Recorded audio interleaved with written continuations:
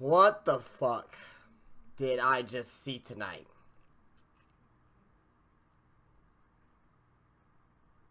I don't even know what to say. I'm sick and tired of doing this shit. Once a month, it seems like we have we have bad Raws. Of course, we have bad Raws, but tonight was just goddamn awful. Still not one of the worst. Still not worse than the July 4th show. I think nothing could get worse than that. But again, tonight, WWE, you had a chance to do something here, and you failed me once again. You failed me once again on my expectations. Now, tonight's Raw overall was bad. It was bad overall. But there were some things in here that I actually enjoyed. There were a few things in here. We'll talk about that here in a moment. But hey, what's up, guys? JD Venmere back with you for another video here, and I am part of Nation Wrestling. If you guys are new around here, please rate, subscribe, drop a comment. Be sure to follow me on Twitter and like my Facebook page, where both those links are down below.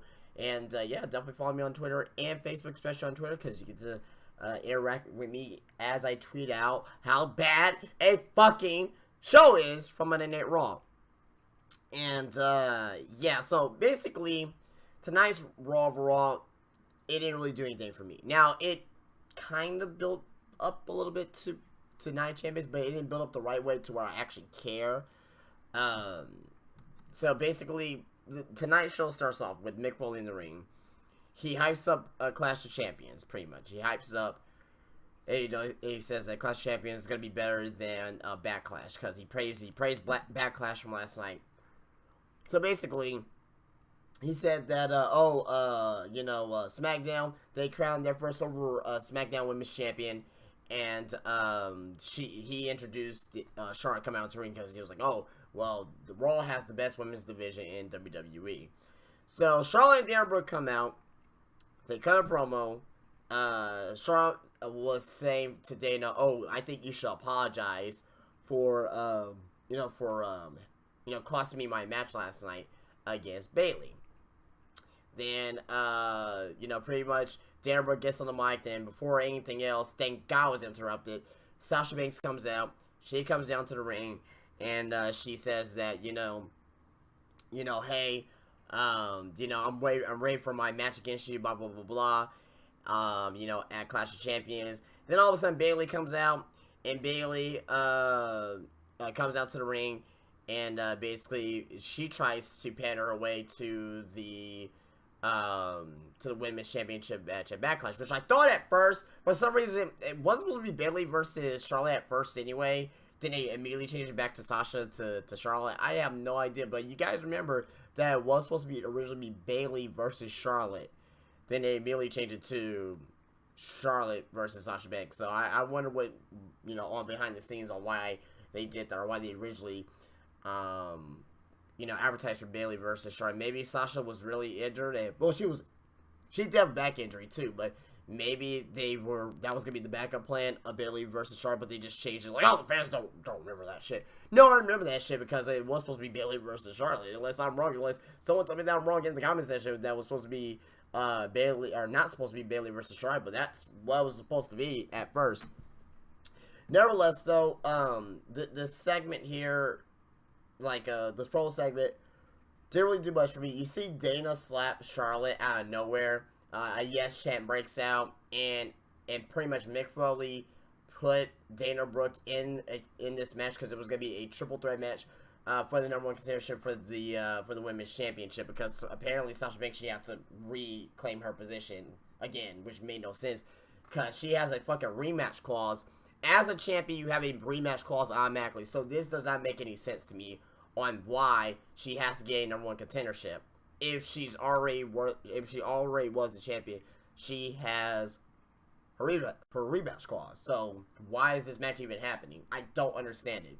Can someone tell me why this fucking, is happening? Because it didn't make no fucking sense to me. It didn't make no sense at all. But anyway, enough about that. I was scared that since Dana Brooke was put into this match, and since she kind of turned the corner tonight, slappy Charlotte in the face, I was very scared it was going to be Dana Brooke winning this match. But no, actually, Sasha Banks wins this match, and this women's match overall was pretty damn good. I don't think it was good as last night's women's match, but this women's match was still pretty damn good. Surprisingly, you know, we didn't see too much of Dana doing stuff tonight. We saw some. We did see some not botchy type stuff, but sloppy wrestling from Dana Brooke. But Sasha and Bayley look good here in this match. The way that the match is that Bayley hits the belly to belly to Dana, and basically out of nowhere, Sasha breaks up to a pin with a roll up victory on Bayley for the 1-2-3 pinfall. So basically, you know, after the match, Charlotte and Sasha, they stare down each other, and that was the end of that first match segment, which I thought was okay. After we go to break, after we come back from break, we see Dana walks up to Charlotte, and she apologizes to him, and, you know, and Charlotte says, "Shut up and get her bags," and Dana follows. So I don't know what is still going on with this. I think it's going to end. I think it may end at Clash of Champions, where Sasha wins back the women's championship. And I think Dana's going to be involved in that somehow, of actually screwing over Charlotte, and we're going to be, oh god, then we're going to be subject to a Dana Charlotte feud, which is going to be fucking horrific. I'm going to skip the next 10 minutes. Shining Stars backstage with R-Truth. I don't give a damn about that. Let's just get into the next match overall. Which is Bo Dallas versus a jobber. Bo Dallas wins. So, all of a sudden now, WWE is going to try to not really push Bo Dallas, because this is not a push, guys. Don't get this confused. Just because he's winning on TV against jobbers, Bo Dallas does not look like a credible superstar that is going to do shit in the company. Just because he won tonight against some random, you know, competitor does not mean that Bo Dallas is going to be shit. He's not going after the Universal Championship. May go after the mid-card title, depending on how that works out in the next few months. He may get a mid-card title shot, but I do not believe by any means necessary that he will be a top guy in the Raw roster, on the Raw roster rather. But mid-card guy, I'm all for it. Maybe this will go somewhere with that. And yeah, Bo Dallas wins after some slam he does. I really don't even know if it was like a, you know, it was like a power slam that he did. But honestly, I really didn't care about the match. Honestly, I'll be quite honest with you. I was actually watching some of the Steelers and Redskins game. Fuck it, I don't care. It's the first Monday Night Football game of the season. Yes, I am contributing to Raw's sucky ass rating that's gonna be coming this week. As you're gonna see, I'm gonna cover that in my wrestling news and rumors video. Hopefully that may be Wednesday, Tuesday, or possibly Wednesday once we get the Raw results for tonight. But yeah, I saw the ton of the match, but it begs me that by just all I know is that Bo Dallas wins with a slam of some sorts. After that, we see the highlight reel with Chris Jericho and Sami Zayn. This was okay, I guess. It was alright. I mean, it was alright, I guess. I mean, you know, Sami Zayn called Chris Jericho's Sami Zayn called Chris Jericho a bitch. He called him Kevin Owens a bitch, actually. And Jericho has a code break on him. Didn't really do anything for me, but they're gonna face each other against each other at Clash Champions, because they need other matches. So I guess this gives them some intriguement to, you know, to actually do the match at Clash Champions. And I think they're gonna have a great match at Clash Champions. Actually, it just, like, I understand why they did it, because Kevin Owens' former best friend with Kevin Owens' current best friend on TV. So I don't know. I don't know. It's whatever. I don't really give a shit. I mean, the match at Clash Champions should be fine, should be fun, but I just don't care. I didn't really care about this Raw tonight, guys. It just didn't really do anything for me. After this, we saw match 5 of the Best of 7 series between Cesaro and Sheamus. Okay match. These guys are pulling a bad match, but I don't care, because I already know that Cesaro's gonna come back and win this here. He wins tonight again, and it's 3-2 of Sheamus and Cesaro. Cesaro is down 3-2 to Sheamus. Sheamus is going to lose next week to Cesaro, and they're going to have the final match at Clash Champions, where Cesaro's going to win the 7th and final match. And on to know about this match itself, Michael Cole said, and this really pissed me off. He said that, oh, the Cleveland Cavaliers came back from a 3-0 deficit this year. It was not 3-0, Michael Cole. It was 3-1 in the NBA Finals. No team in NBA history has won from a 3-0 deficit in the NBA. It's never happened, ever. So, this guy, Michael Cole, I mean, I don't know. I'm done. Like, I'm just not into it tonight, guys. I'm not into doing this review because the show sucked monkey dicks. It sucked fuck. It sucked fuck. But Cesaro wins in a decent segment. Then we see Mick Foley backstage with Seth Rollins. Seth Rollins doesn't understand why Roman Reigns has a chance at gaining in the Clash of Champions match. And Rollins says that there's no comparison between him and Reigns. He's the man, Reigns isn't. Foley mentions that Stephanie McMahon's not here. She's in Singapore. And that she's speaking out of conference. And Rollins threatens to take actions into his own hands. And Foley gets upset at Rollins questioning his integrity. And doesn't want him interfering in the main event tonight. And Rollins calls Foley a fool.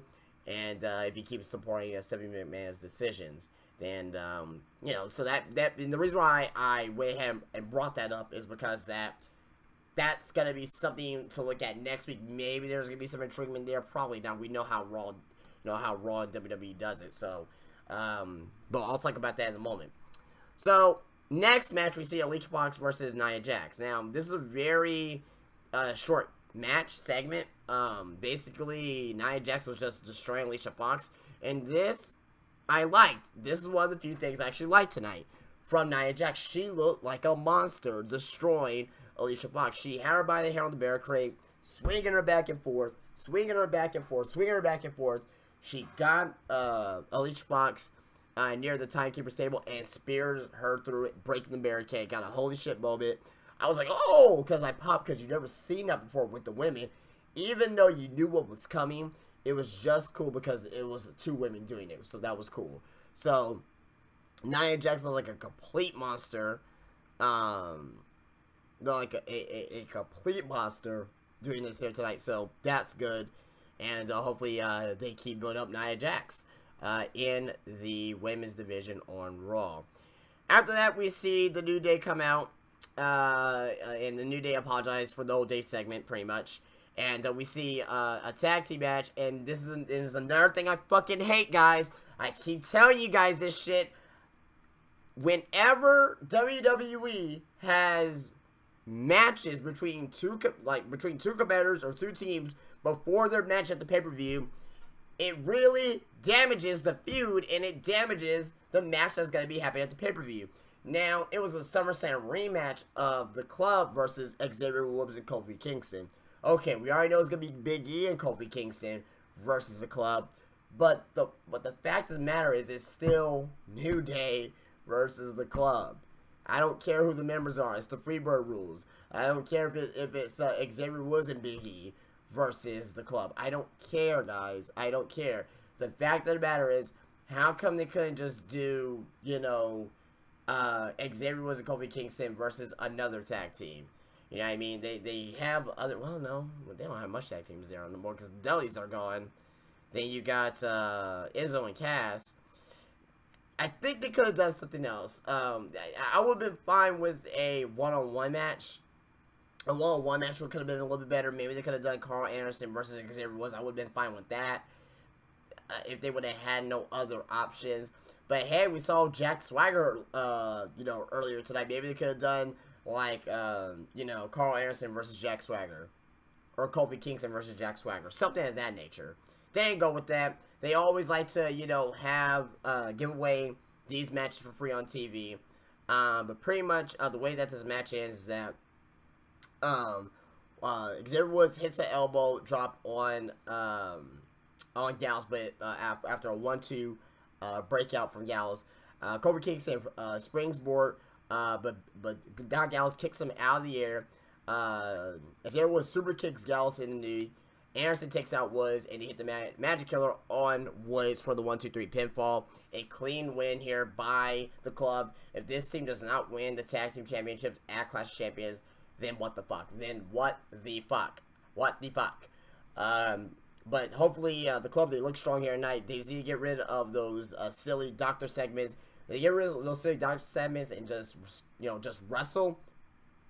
Take the club be serious again. After that, we saw Jack Swagger versus Jinder Mahal. Jinder Mahal, a man of peace. I said that Jinder Mahal would not win a pinfall match cleanly in 2016. Tonight, I will say that I was wrong. I admit when I'm wrong.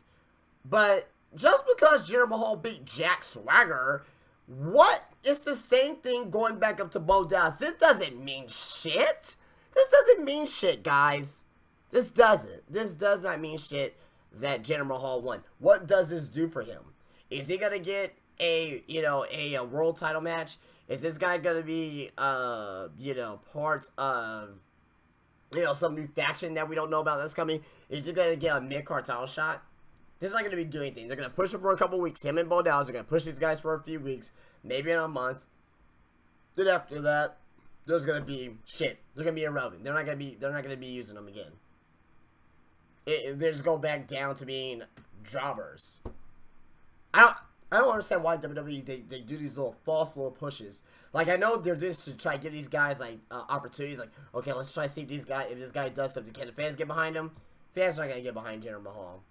And I think Jinder Mahal is decent in the ring. I show Jinder Mahal a lot, but I think he's decent in the ring. But it's just that no one gets behind somebody that's like that. And what I mean by that is like a gimmick like that. You know what I mean? No one really gets behind a gimmick like that, and it's quite pathetic if you ask me. But Jinder Mahal wins. I'm wrong. He got a pinfall in 2016. Yay, a clean pinfall in 2016. Oh my god, he won, guys. Ooh, Venom's wrong. JD Venom's wrong, guys. Oh my goodness, he's wrong. He's not as smart as we think we are, or we thought he was, I should say. It doesn't matter. Jinder Mahal's not gonna be doing shit, guys. So let's get on to our next segment. We saw Enzo Amore versus Epico. Epico wins with a roll up after assist for Primo. That's all I can really say about that. Then we have our main event match. Before we get into our main event match, we see, and this was earlier tonight, Michael Cole, Corey Graves, and Byron Saxton was advertising the CWC Cruiserweight Classic for Wednesday, the 2-hour finale. If you guys, if anything, watch that, because I think SmackDown will be decent tomorrow. It's gonna be way better than Raw. I can guarantee that right now. I guarantee you it will be better than Raw, because AJ Styles is champion, and I cannot wait to see what his opening promo is gonna be as champion. That's gonna be great. That's gonna be fire on Tuesday. But if you want to see some great wrestling action, and if you have not seen a glimpse of it, this is your chance, because you get a little preview, a little taste to see what these cruiserweights are going to be doing coming next week on Raw. The Cruiserweight Classic is on Wednesday, the finale. You got Kota Ibushi, you got Grand Metalik, you got Zack Sabre Jr., and you got TJ Perkins. Kota Ibushi and TJ Perkins, if done well, it could be better than Kota Ibushi and Cedric Alexander. It's going to be very hard to top that, but I think these two guys can have the opportunity of doing that. And the finals, which I'm predicting, will be Zack Sabre Jr. versus Kota Ibushi. That's going to be something, too, as well, to see. Zack Sabre Jr., one of the best technical wrestlers in the world, could make a submission out of anything, could make a pin out of anything. That's going to be great to see. And Kota Ibushi, who is very innovative in his high-flying and his wrestling ability, that match is going to set the world on fire in the finals. But that's going to be something, definitely, to see on Wednesday night. But they did advertise of the Cruiserweights coming to Raw next week, so that's going to be good. But back into the actual show of the night, we did see our main event of Roman Reigns versus Kevin Owens. If Roman Reigns wins, he becomes part of the match at Clash of Champions. Now, this match is going good. Overall, this match was pretty good. A lot of false finishes. I thought this match was pretty good from Kevin Owens and Roman Reigns. Before there was two finishes. Okay, because this match had to restart. Reason why is because we see Seth Rollins gets attacked from behind. Or not Seth Rollins. We see Seth Rollins attacks Kevin Owens from behind. Mick Foley comes out. He says, you know, what the hell are you doing out here? You're not supposed to be out here. Gets in the back. We're going to have a talk. So, I am kind of... They're still obviously going to have the match at Clash of Champions. They're still going to have the match. There's no way that, you know, that Mick Foley's going to be like... Well, no, there is a way that Mick Foley's going to be like, yeah, you're not going to be in this match or blah, blah, blah, blah. We could see that, but we already know that Seth Rollins is still going to wrestle Kevin Owens at Clash of Champions. We already know that's going to happen. And that's going to be insulting to my intelligence that they're going to be doing this next week. I have a 90% chance that I'm sure that they're going to be doing that angle next week of, yeah, Seth Rollins, he's not gonna wrestle against Kevin Owens. He's suspended, or they'll make it to where that he's not gonna be in the match. Then at the last minute, he gets added back into the match. Now, Mick Foley says to restart the match because Seth Rollins, you know, gave Kevin Owens the win by disqualification, so he could just be a one-on-one match. So after Seth Rollins goes to the back, we see, you know, Kevin Owens versus Roman Reigns. One-on-one match, solid main event. I enjoyed this match very much in the main event. Roman Reigns looked good in this match. You don't hear me saying that very much often, but he looked good in the match. Kevin Owens was great as well in the match. And basically, the way that the match ended is that we see Rusev making his return tonight. He distracts Roman Reigns for a split second. Roman Reigns takes advantage and hits up the pop-up powerbomb for the 1-2-3 pinfall. And basically, Kevin Owens wins. So it is Kevin Owens versus Seth Rollins in a one-on-one contest at Night of Champions.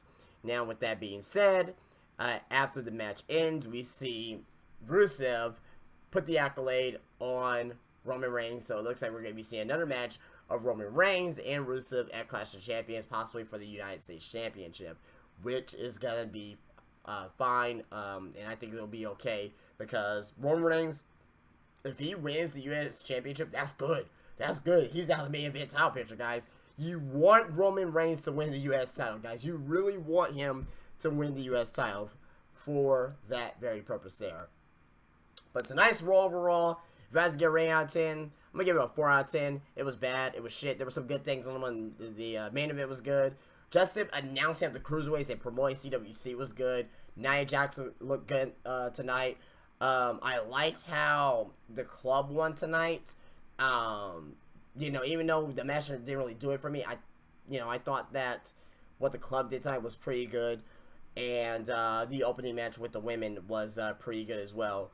But outside of that, guys, I don't give a shit about this show because this show was irrelevant. It's irrelevant for the build-up for Night of Champions. If this was a old school pay-per-view, meaning that I had to pay $60 for this pay-per-view, I would not do it at this point. If I had to pay $60 for a pay-per-view, let's say that the WWE Network is not around. Let's say we don't have the WWE Network. We still have to do the pay-per-views the old school way. I will not be purchasing this pay-per-view for $60. I just won't. I can't. Not for $60. WWE Network, $10 a month. And honestly, guys, I'm not paying the WWE Network $10 a month for the pay-per-view shows. I like to watch some of the original content. I like to watch Legends of Wrestling. I like to watch old stuff. I like to watch NXT. I like to watch CWC. Even though CWC is going to be gone this Wednesday. I'm going to be highly pissed off about that. They're going to most likely bring it back next year, next summer. So hopefully that's going to be the case.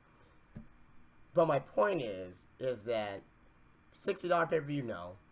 But if you spend $10 on the WWE Network, I hate how people complain about the WWE Network. It's like, I spent $10 for this pay-per-view.